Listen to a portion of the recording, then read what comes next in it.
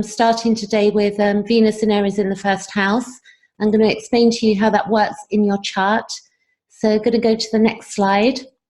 And what we have is a little explanation here, which is that Venus has an inner nature and an outer nature. And it is the way in which we hear our own voice, the way we listen.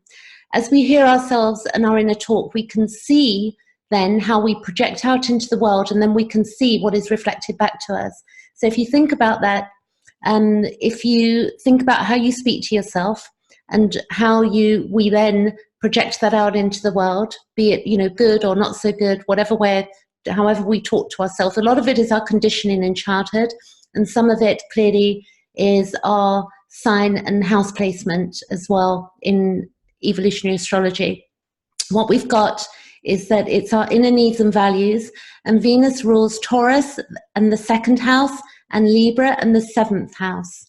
So we look to that in our charts also, the second and the seventh house when it comes to Venus. So the big question we can ask ourselves so we can become aware as we learn about what it means to us through our own houses is, how do I talk to myself? Which is really important in life, because we can work on that, and the more knowledge we've got, the better we speak to ourselves, then generally the better results we get, because we're projecting out something completely different to what we've conditioned to basically believe about ourselves. I'm going to show you my chart here, and what you've got, if you can see my pointer here, what we have is, this is my chart dated the 14th of July, and I'm going to show you that my Venus is in Aries and it's in the 5th house. So as you go through these videos, you'll be able to, think about this. I'm not only looking at Venus in Aries, I'm also going to be looking at Venus in Leo for myself, because the 5th house is Leo. So for me, I would listen to Venus in Aries, and then I would listen to Venus in Leo to, basically understand myself further. And you can do that for yourself as well. And also we look at the transit. We can look at the second house, and we can look at the 7th house, and we can also look at the transit. And today Venus is it's in Cancer, and it's transiting Cancer, and it is the degree of it at the moment, which I don't know off by heart. Venus is 13 degrees of Cancer at the moment. And I think I should know this, but I think it's about 220 odd days to go around the chart, but you can correct me if I'm wrong. So next slide. So a natal chart represents our potential. It also represents what we have been and where we are at and what we can become. And we have free will, and knowing this means we get to make choices in life. It is important that we look always at the totality of a chart, and in evolutionary astrology, the baseline used will be Pluto and the node, North Node and the South Node. So that's in evolutionary astrology. And when I do readings, clearly I show people that and explain what that means. And then also the rulers of the North Node and the South Node are very important also. So going on to the next slide. So here we got Venus in Aries in the 1st house, and the ruler is Mars. So here we have a pattern of looking at who we are through relationship. From birth, there will be narcissistic tendencies, and this is not all negative. And we have healthy narcissism and we have unhealthy narcissism. All babies are about self, fully, unknowingly, and a natural disposition. So going on there, the 1st house is like the beginning of the chart. So clearly it will be different. The beginning of our own charts will be different depending on our rising sign, but Aries is always the 1st house in the respect of astrology. What we've got, individuation and independence both contain a level of narcissism. So, narcissism gets a bad rap, but, clearly there's healthy and unhealthy. So I need to make that clear so you get what I'm saying there.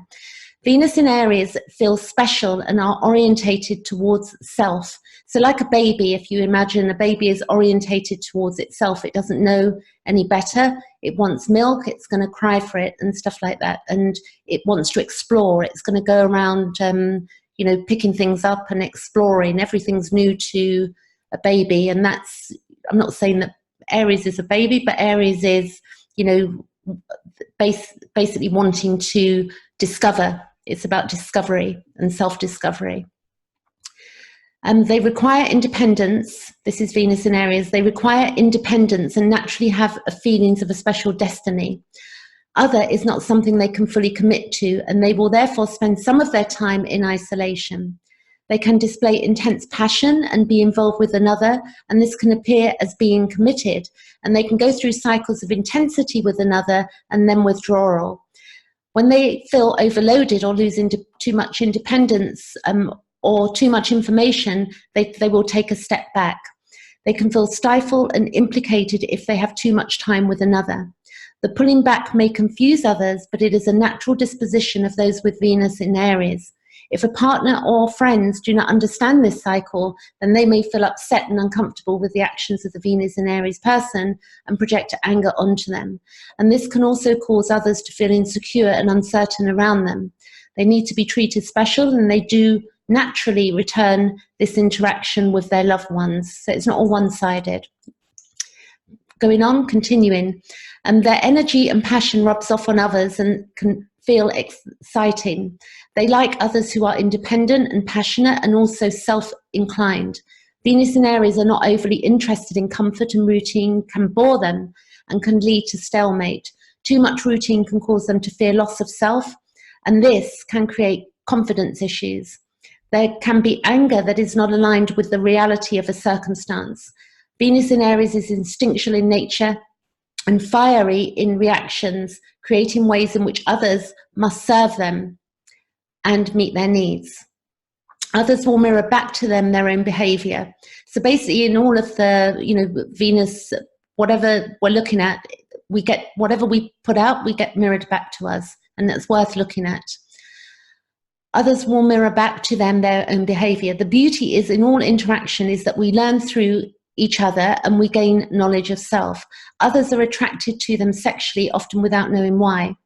Venus in Aries, and they can be seen as sexual objects due to emitting strong pheromones, and they can attract people who are self-centered. An example of the few women with Venus in Aries are Audrey Hepburn, Elizabeth Taylor, and Marilyn Monroe. They are looking to find out who they are from birth, and also attracted to others with a strong sexual nature. Their sexual nature can be used to secure attention, and they can also use sexual withdrawal at regular intervals to maintain their sense of individuation. While they like to be alone, which helps them self-actualize, they also do need others. Their fear is enmeshment, and the desire is to fulfill their own destiny. And that's so basically is Venus, Aries as a sign, but Venus in Aries also.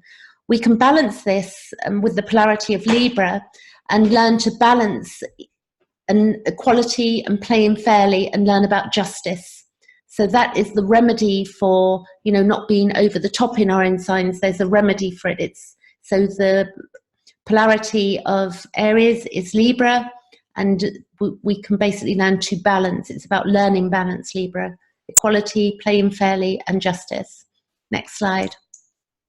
I like this saying by Yoganda, and it's worth reading because it's beautiful information. He says, mankind is engaged in an internal quest for that something else he hopes will bring him happiness, complete and unending. For those individual souls who have sought and found God, the search is over. He is that something else. And I would say with the idea of God, for me it's a knowing, but it's a subjective experience. And I think that is the case for all of us. We can't argue about what God is and what God is not, because for each of us it's going to be so individual. And I love Carl Jung. He passed in 1961. He brought psychoanalysis to the world along with Freud and a few others. And astrology basically is psychoanalysis in the respect that it would have been a form that, hundreds and hundreds of years ago, people would have been looking to the stars and contemplating their lives through the cycles. So something that Carl Jung said was, until you make the unconscious conscious, it will direct your life and you will call it fate. And what you resist not only persists, but it will grow in size. And resistance determines the magnitude of our problems or confrontation. So the more we know ourselves, the more we're going to evolve and have lives that we understand. Knowing self and becoming whole is the key to being in a human body, I think. That's my opinion there. So source material here is the Jeff Wolf Green Pluto 1 Evolutionary Astrology for the Soul. There is Pluto 2 as well, and it has a section on Mars Venus there, which is beautiful. So both books are great. Carl Jung, various quotes, and the Uganda, and a few pictures from Google. And if you want a reading with me, I'm doing an offer to the end of July, and you can find that on my Facebook page or below the links, and we can look at your astrology chart from evolutionary astrology perspective, which is fascinating. It really helps us to evolve and objectify. A brilliant tool to also look at healing our early wounds and conditioning. Okay, that's it for today. I'll be back next week with the second house. Catch you later.